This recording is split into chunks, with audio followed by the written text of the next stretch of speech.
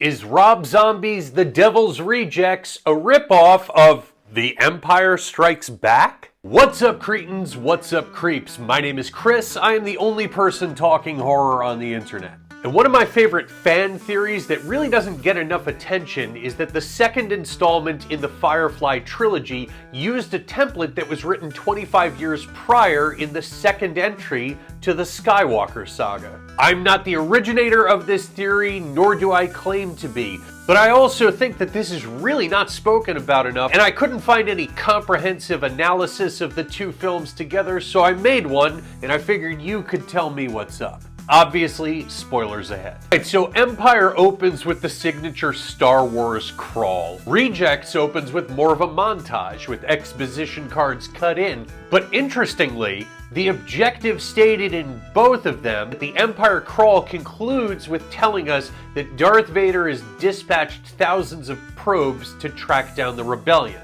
The Devil's Rejects starts by telling us that Sheriff John Quincy Wydell has ordered a search and destroy mission in an attempt to capture the Firefly family. So there's a bit more exposition to Empire, whereas we jump straight into the raid on the Firefly family compound in Rejects. But while nobody is saved from hypothermia by warm, dead Tauntaun guts in Devil's Rejects, the Battle of Hoth in Empire does have a similar look and feel to the Barnhouse standoff, albeit on a smaller scale and in a different setting.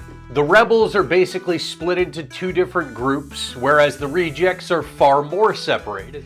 Baby and Otis take off, Captain Spaulding wasn't even there for the raid, Mother Firefly is taken into custody, and Rufus is killed. No mention is made as to where Tiny or Dr. Satan or any of the other Fireflies are.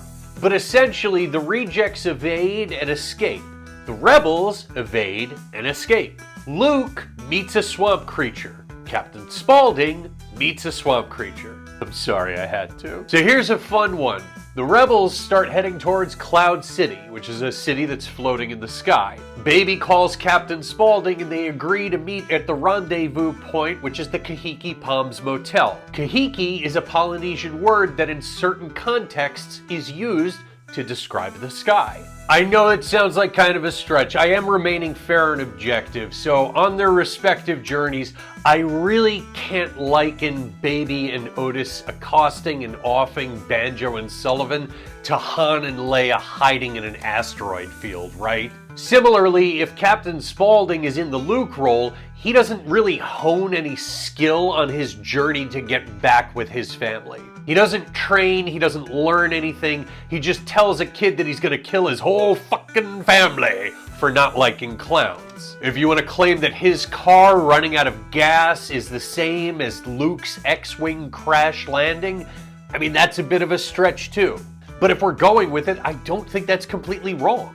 But conversely, there's zero discussion of flapping titties, and Johnny Cash didn't exist a long time ago in a galaxy far, far away, thus nobody in Empire shook his hand.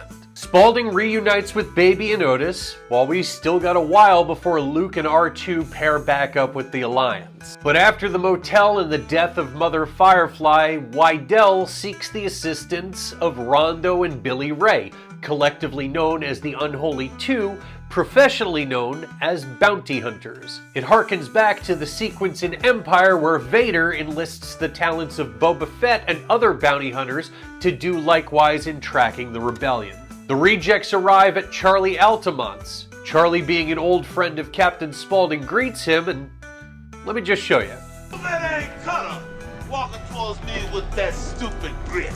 Cause I know I swore if I ever saw that dumb cunt, no good piece of shit motherfucking brother of mine, he'd soon be a dead piece of shit, no good motherfucking brother of mine. Oh brother, you's a dead man. Oh.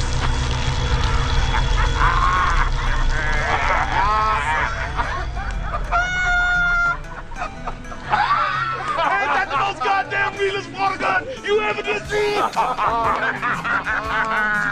And on the Empire side, why, you slimy, double-crossing, no-good swindler.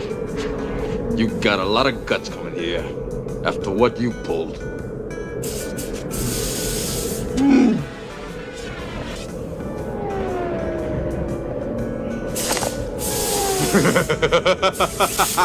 How you doing, you old pirate? So good to see you.